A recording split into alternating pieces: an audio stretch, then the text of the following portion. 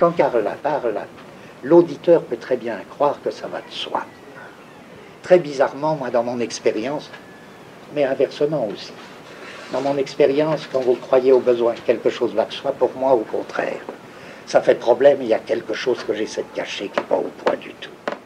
Et inversement, quand vous avez le sentiment que ça ne va pas de soi, que là, il y a quelque chose où je passe trop vite, pour moi, c'est que ça va tellement de soi et que c'est tellement facile.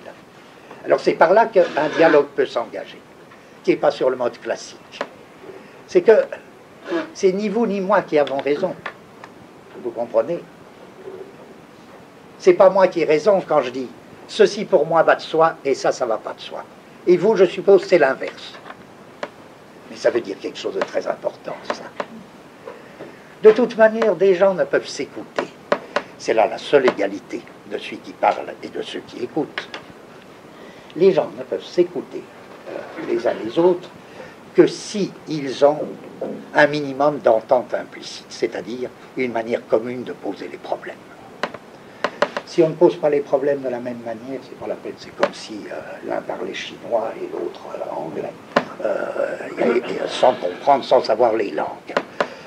Donc c'est pour ça qu'on peut m'écouter que si on a par soi-même, par un mystère qui est l'affinité, une certaine manière commune de poser les problèmes. Il se peut très bien que vous vous disiez, mais de quoi il nous parle ce type-là? Si vous avez ce sentiment, ça ne veut rien dire ni contre moi ni contre vous.